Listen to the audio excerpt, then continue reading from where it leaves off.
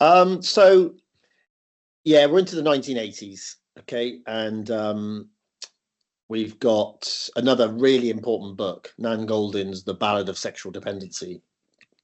And I think the change here is that very much more personal. So I think that idea that it's documentary photography is very subjective. Okay, it's not an objective, real recording of things. Is taken on board by lots of photographers. So particularly Nan Goldin, she is the forerunner of, you know, the Instagram generation, really. People doing selfies, photographing themselves in their bedrooms, all that sort of stuff, photographing your friends. You know, she did it with great strength in the 70s and 80s. So photographing her friends, photographing the life around her, including what's going on for herself. And here's the book. I'll just show you some of the images in the book. And yeah, it's her friends, it's the sort of, it's the drugs, it's the illness, it's the sex, it's the death, it's the fun, and it's the hardship. But some extraordinary pictures, like this one here. This page spread here, there she is reflected in the bathroom mirror, the blue light, and then there's one of her friends just looking in the mirror in the red light. So some absolutely wonderful editing going on in this book. And they're very snapshot aesthetic. Okay, so they're very unconstructed, hard-on flash. And these were shown to her friends she used to have these slideshows, which were pretty amazing. So she'd invite round all her friends and they'd have like a party, and Nan Goldin would show the slides. She used to take it on slide film, transparency film, and she would show the slides and they'd all laugh and cry. And so it was a lot of these people are dead now. So it's a huge story about her life and the people in her life. And yeah, it's quite different. There's one of her, you see, a self-portrait there of her actually being beaten by her boyfriend. So it's pretty raw stuff, but easily goes down as one of the most important books in the history of documentary. And she's done many photographic projects since, and but mainly focused around a very similar sort of idea, really. Great stuff. And I think we're going to get a splintering of what documentary actually is, aren't we? I think if there's something that's going to happen since Warhol, it's going to be, hold on, what is documentary? You know, what the heck's it all about? You know, is it just a creative treatment of fact, or is it something much more than that, creative? And we find practices from different genres being considered as documentary now because it's much looser. So we've got the Beschers, the German objective photographers who do these typologies. These are the pictures of gas tanks. So lots and lots of pictures of different gas tanks around Europe in these big grids. And yeah, these are seen as documentary, you know, very much. They're documenting a certain fabric of our industrial past. And they're beautiful. You know, I love them. I think they're absolutely beautiful. Sculptural images. So we've got documentary kind of being sculpture. So we've seen a breakdown of genres. And I think that's what Warhol instigated, you know, so we can't say simply now that there is such a genre as this or such a genre as that. Okay, they're all beginning to merge a little bit. And Martha Rosler, very important essay in 1981. It's called In, Around and Afterthoughts on Documentary Photography. And it's about the ethics, victimization of subjects again, power dynamics, a bit like what Sontag was writing about, race, class. So, you know, she's expanding some of Sontag's to look at, hold on, you know, which class are being photographed by which class, okay? And what about culture? Which race by which race? You know, generally white males photographing, yeah? So she's questioning all of this. What's their viewpoint? How are they sort of showing us? What world are they showing us, these people, from their kind of privileged position? And in the UK, we started getting, this was a really golden period, the 1980s. We had photographers like Paul Graham, who just traveled, did a Robert Frank, traveling the A1, the Great North Road. But he's using color. So this is a big change now that's happening in documentary. Okay, this is technology. Okay, it's much easier to take color photographs. Color printing processes are much easier, much more stable. So since Eggleston started color, we've got a lot of photographers now using color in their documentary projects. And probably the most famous of this time is Martin Parr's piece called The Last Resort. Photographs of New Brighton, which is the sort of slightly prominent down at heel seaside town resort, I suppose, near Liverpool. And he photographed it over several years with a large format camera, with a flash gun. Again, he's trying to point out this sort of truism, the sort of the reality in a way, but also acknowledging that it's his viewpoint. Yeah. It was very condemned. A lot of people said this is voyeuristic, it's disgusting, how can you do it? But he was just saying that, you know, it's the sort of things that people deal with on holiday: screaming children, bad weather, you know, etc., etc. And it's true to an extent. It's not glamorizing it, but it's still very much his opinion. This is the book, which is again a super book. We can see even the design of this book with these bits of color and stuff. We can see documentary is stepped a long way away from that simple black and white photographs, you know, against a white background. We've even got fancy arty design going on when the photographs are presented. And there's a lot of classic photographs in here, lots of rubbish, lots of sunburn, litter bins, you know, rubbish strewn around the place.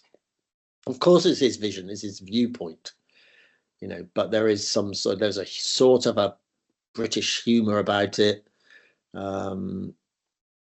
Yeah. So another important piece of British documentary. And then we've, at the same sort of time, we've got Chris Killip's In Flagranti.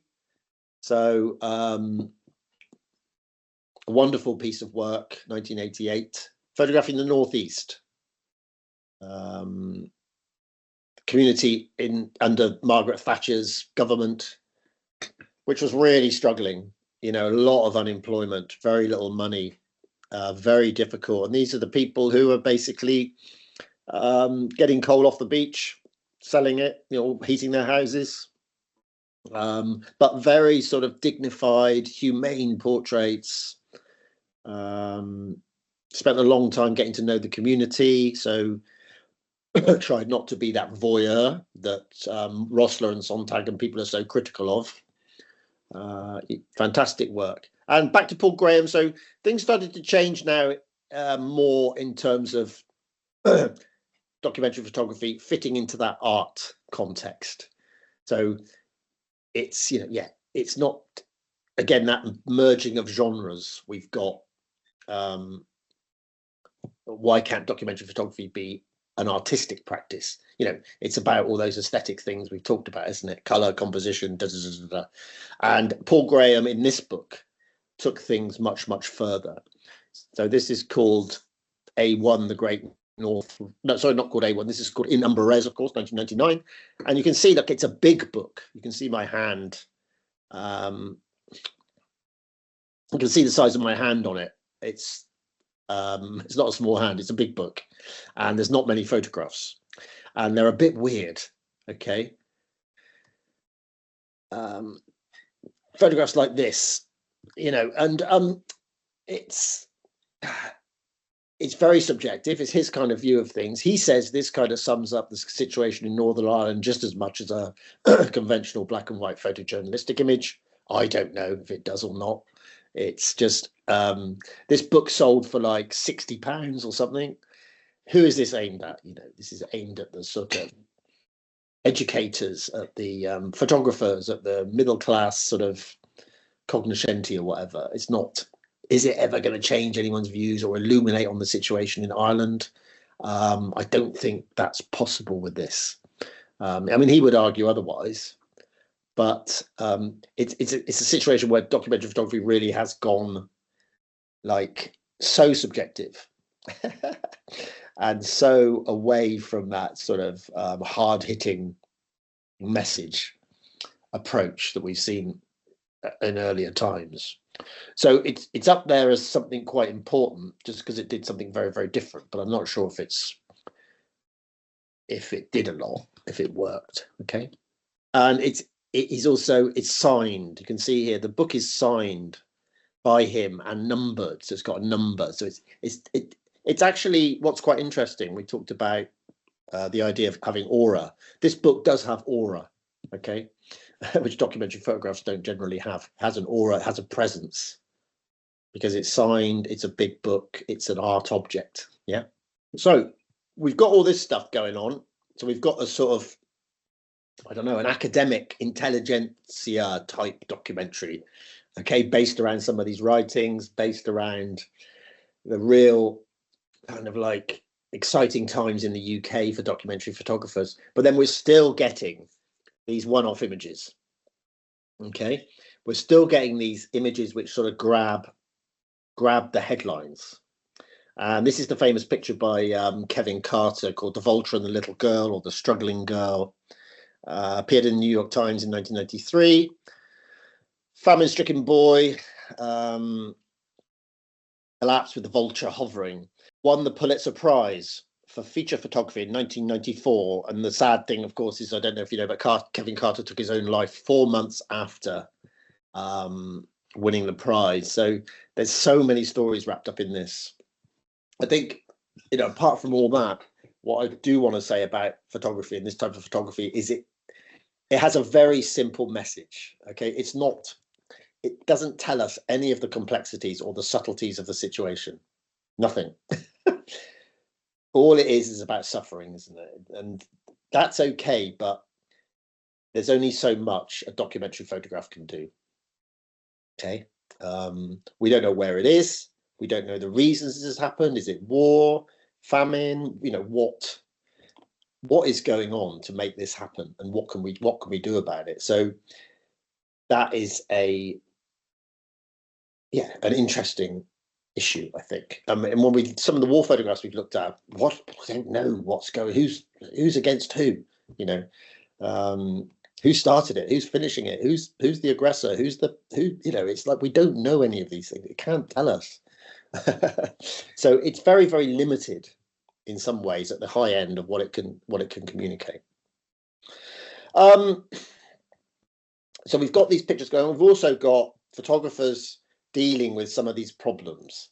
And this is a particularly important book by Jim Goldberg called Raised by Wolves, 1995. And he is like, okay, I'm not going to do that business where I just victimize people. I'm not going to do that business where I'm the voyeur and I'm looking down on my subject matter. I'm not going to exploit people. Okay, I want to photograph a difficult situation, but I'm not going to fall into that trap that Susan Sontag and Martha Rosler have been so critical of. So his book has a lot of different strategies to involve the subject matter. So these are people living on the street, drug problems, poverty, all sorts of horrible issues. And his approach was to involve them, to get to know them and let them contribute. And you'll see a lot of the ways he's done that in his photographs. There's a lot of writing in here, okay? So it's that thing, well, it can only tell you so much. We need some writing as well to help us out. Yeah. And he's using things like maps and Polaroids. These are whole texts about the people in the photographs. We can see here, like, look, writing. This is the guy he's photographed, and this is writing. You know, my old man is a biker from hell. You know, so here, giving this person a voice in the process, okay, which is rare in more traditional documentary photography. Polaroid, so they're very instant. So the subject matter can see the image when they're taken, rather than being taken out of their hands. So a lot of Polaroid work. The same characters keep turning up. It's kind of a bit like the Nan Goldin work, but much more information, much more engagement with the subject. And here's a note written to the dad. I mean, it's absolutely heartbreaking stuff if you read some of this, and it's really emotionally sort of draining. to look through this book and follow the stories of these people and all these interviews as well. So it's really powerful. It's very snapshotty. It's not too professional in that sort of removes the photographer from, close-ups of skateboards and stuff like that. And Jim Goldberg continues to do this. So this is his practice within documentary. He continues to involve his subject matter. As you can see, a lot of writing. So a lot of interviews with the people. So the backstories, how they're feeling about the future, all that kind of thing. The sort of things that the photographs just cannot tell you.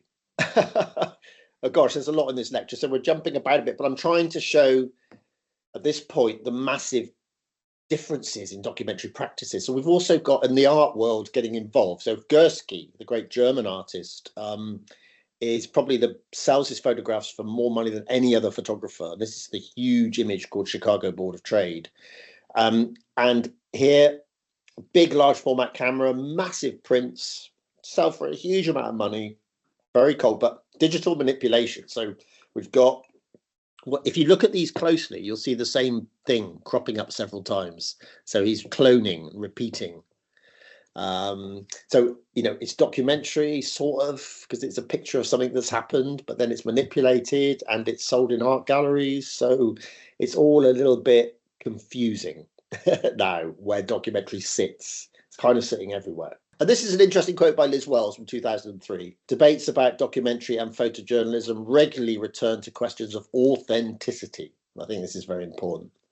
Arguably, the fundamental issues are ethical ones, relating primarily not to questions of accuracy, but to seriousness of purpose, detail, and depth of research, and to integrity of storytelling. And we would certainly say that Jim Goldberg had that in spades. There's integrity there. There's a depth to it. It's very serious in his purpose. Whereas some we've looked at, maybe they don't fit into that quite so well. However, another huge thing that's happening within documentary is this idea of the kind of snapshot from just people hanging around. And we had the extraordinary situation in the Abu Ghraib prison in Iraq, where the United States were, awful human rights violations against the prisoners, physical, sexual abuse, physical, psychological torture, awful abuses, awful, condemned internationally. And of course, someone had their phone to take photographs of it. And it's like, these are so upsetting, but they're taken by somebody who's just one of the workers for the Americans in the prison, in the camp. And that's so striking, and so they leave such a powerful message. But they're not taken by professional photographers.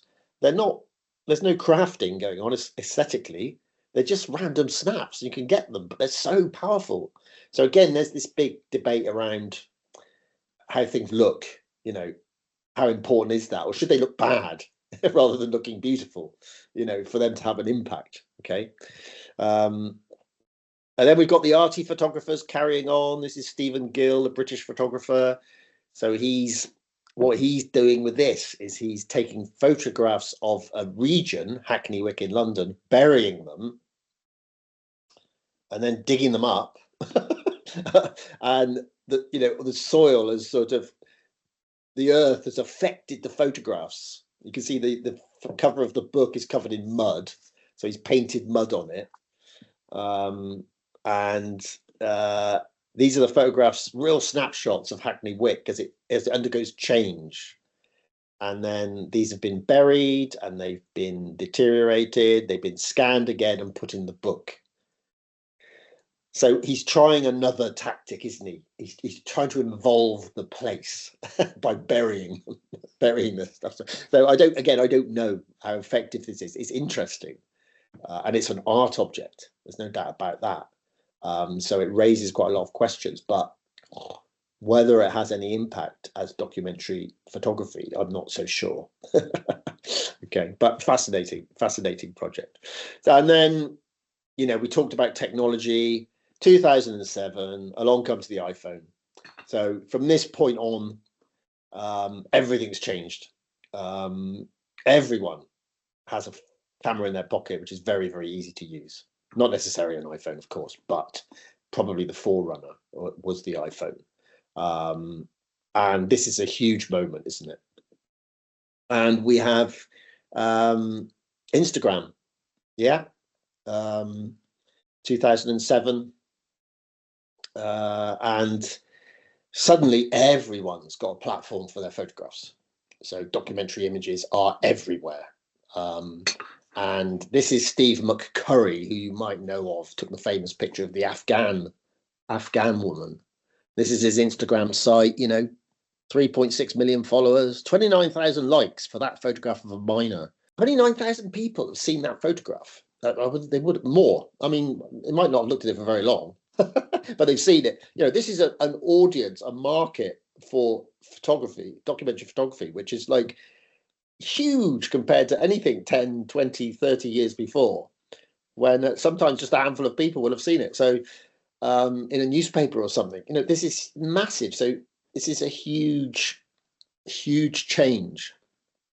And it's technology. Yeah, as I said, technology has brought about the change. Yeah. And technology, I mean, this is probably one of my favorite ever documentary projects. And again, it's a technology thing. So this is a project called 9 Eyes of Google Street View by John Rathman.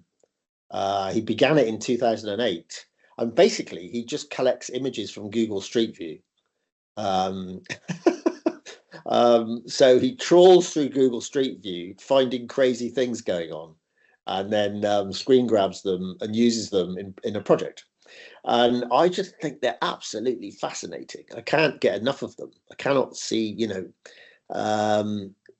it's like, is this guy taking his shorts down? There's someone lying on the road here, some people hanging around trying to help. There's a young person in this weird red outfit in the middle of nowhere. There's this huge white tatty looking elk thing. These are just 4 of like thousands that he finds on Google Street View. It's a fascinating project. And it's not professional. It's not constructed. It's like quite random. So it has a strength, it has a sort of gravitas, which a lot of professional photographs just don't have. Yeah, so he's raising all sorts of questions, isn't he, about the nature of photography and documentary, and the machine, randomly capturing stuff. No concern for ethics or aesthetics. It's just it just raises so many very interesting questions. And the war photographers as well. So we've seen war photographs maybe from Vietnam and stuff where the photographer's in the front line is photographing what's going on.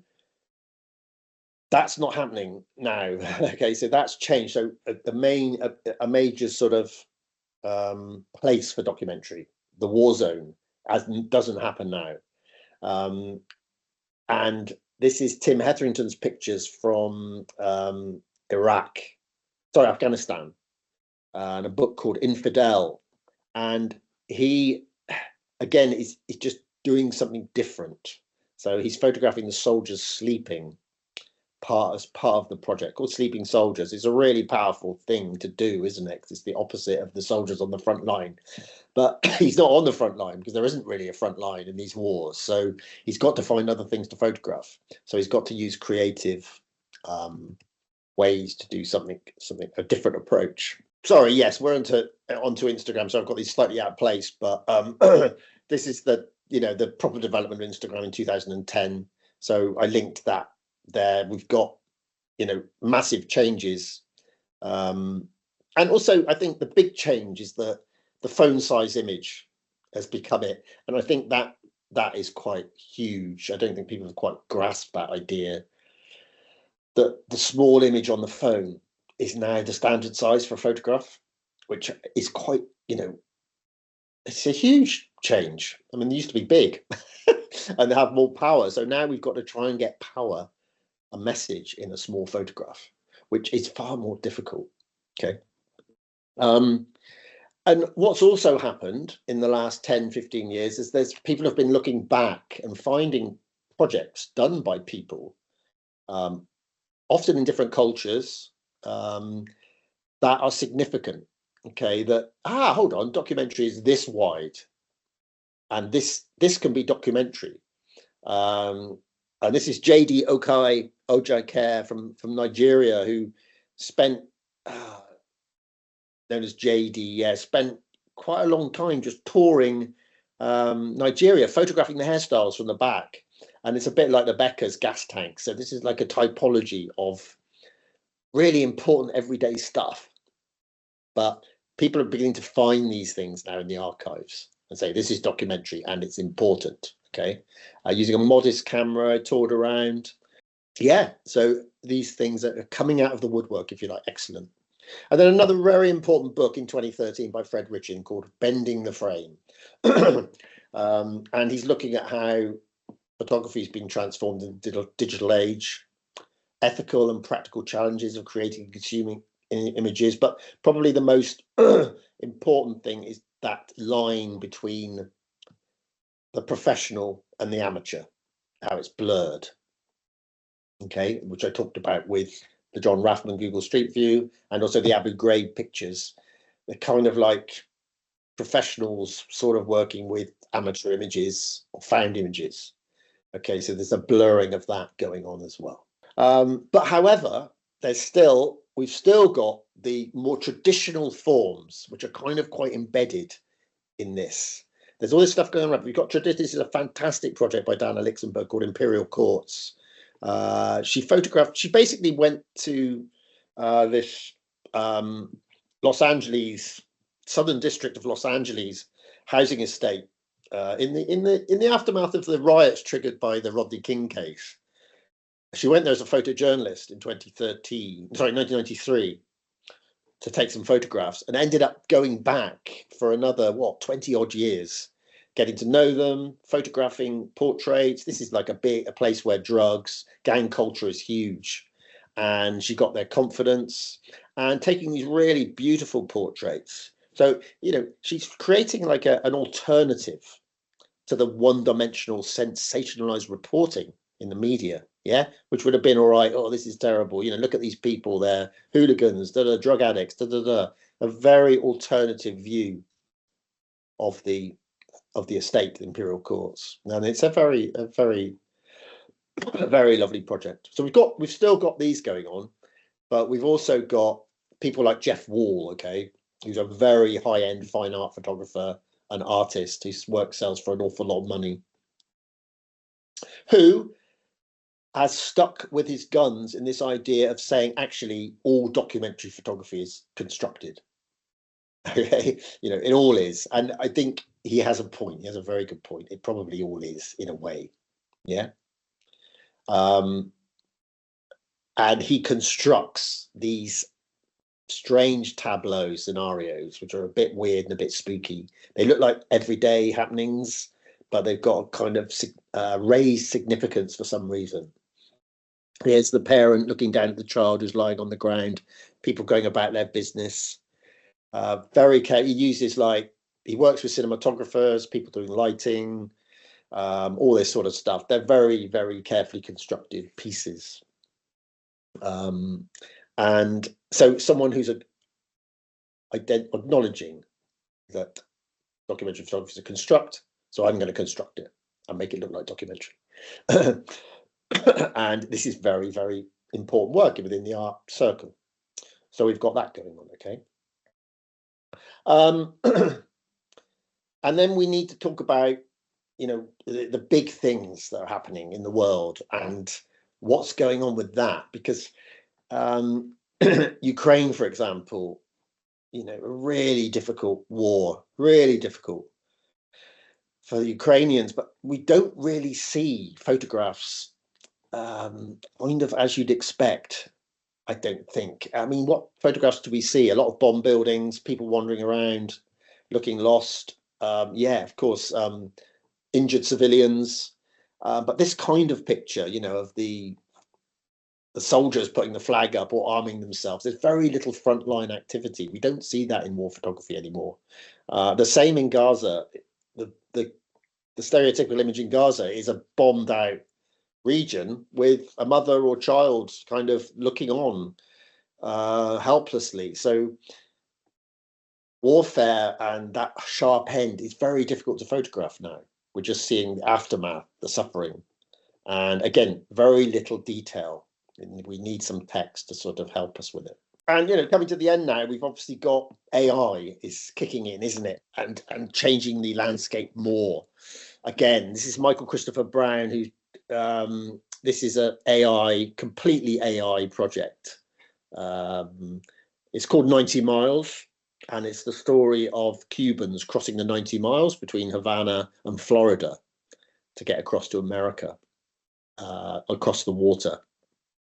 And it's not photography, it's all AI constructed. But, you know, we look at it and think, well, we don't know, do we? We don't know. There's all these grey areas now coming. So this is going to be huge. So again, technology is seriously going to affect that, where we are a documentary in the nature of truth and lies, reality and falsehoods, you know. So it's going to blow all that up. So I don't know what, it's too early to say how the world is going to deal with this, you know.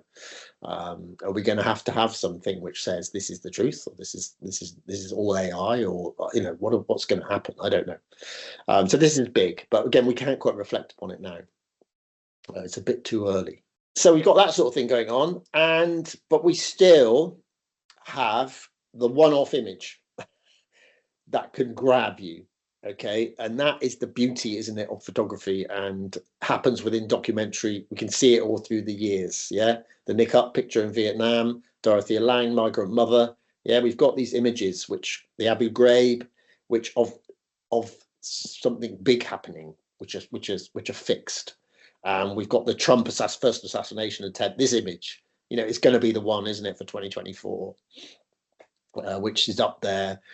You know, the composition's great. It's got the color. It's got power. It's got the moment. It's got all those things. But it's kind of a construction as well, because Trump's playing to the camera. It's all being constructed. You know, there's all that drama going on. So there's a lot sort of tied up with this. Okay, and finally, I think, yes, just to sum up with a few statements, some end thoughts. From the start, it was clear that all photographs are documents and have some sort of connection with reality. Okay, we know that. That is the beauty of the photograph. It's got some sort of indexical connection with what's out there. So we could say all photographs are documentary photographs. Yeah, that's another position people take.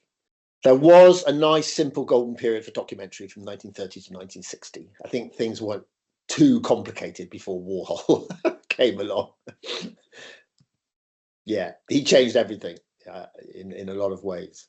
Important writers, have we seen, have intelligently theorized the key issue that all photographs are subjective. Okay, so I'm running over a little bit, but if we got just time, just put some things in the chat. What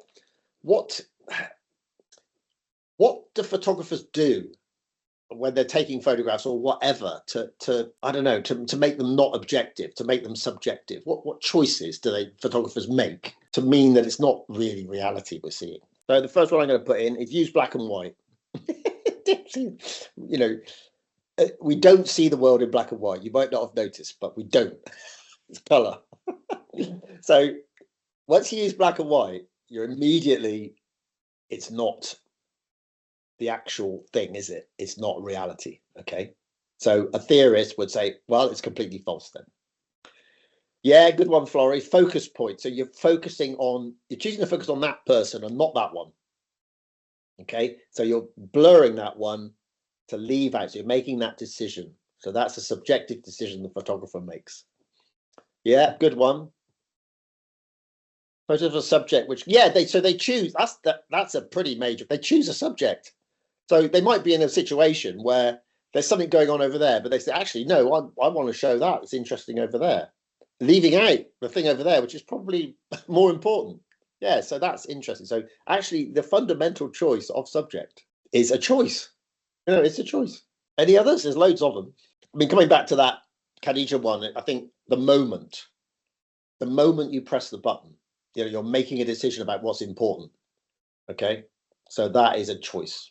Yeah, to affect the meaning. Anyone got any more? God, there's loads. Style, yeah. So that's a sort of aesthetic thing, I suppose. So a style in documentary would be, yeah, if you're always distant or whatever. Or like the Robert Frank, if it's a snapshot thing, it's all a bit blurry. Or, you know, if it's on a tripod, it's very sort of like straight and calm. So that's a style, yeah. So the photographer's style definitely affects the meaning and what comes out of the pictures. I mean, I'm thinking of massive things like there's no sound. Sounds really silly, but you know, the world's full of sound. People talk, you know. I mean, I'm being quite extreme here in a theoretical point. Surely documentary film is better, isn't it? Because you can hear them people speaking, you know, and they can say something. Isn't that more reality than a documentary photograph? The angles, yeah, perspective completely. So that's so, you know, what sort of lens you got on? What you're going to show a short bit, just someone's face, or you're going to show the whole world around them? Yeah, you're going to go, if you go from low down, the person's important. If you go from high up, the person's insignificant. So completely, angles, perspective is a decision we make. Yeah. Text. You know, I keep going on about text, and it's so important that, you know, what text you put with it. Okay. So we're used to seeing documentary pictures in a newspaper in the past, which has got text to tell us about it. Okay. If we don't have any text, it's free floating and doesn't. So those decisions post the photograph are really important. Anyway, there's a couple more here. Yeah, we know that documentary moves into an art context in the 1980s. Yeah, all that Paul Graham stuff, Martin Parr, etc., etc. Image compassion fatigue has taken root since the emergence of the iPhone and social media. There's so many photographs now. We see so many coming out of these places that people are fatigued, and there's a compassion fatigue because there's too many photographs. So that is, yeah, that's a big thing, isn't it? And citizen photojournalism is as important as that of the professional. So some of the great images that will last, some of the ones of 9/11, the Abu Ghraib ones, some of the ones coming out of Gaza and Ukraine will be by citizen photographers, citizen journalists, not by professionals. They'll be the ones that maybe last. However, we're still drawn to images that look aesthetically pleasing. Okay, so the Trump one, you know, it's got the triangle and the color and the light. It's got all the aesthetic stuff we love, so we're drawn to it.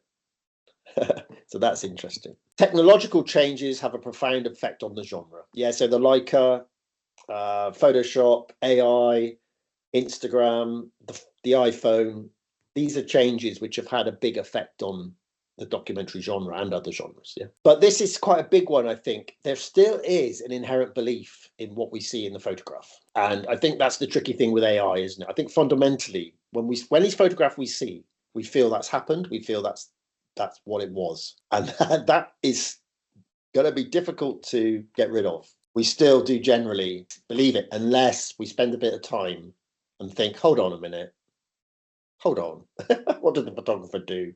Did that really happen? What is it anyway? Okay, great. Sorry, there was so much in there. It's the first time I've done that lecture, and I just there was so much in there, but I hope it was useful. Get something from that, and it's been nice having you all here. Thank you so much for listening.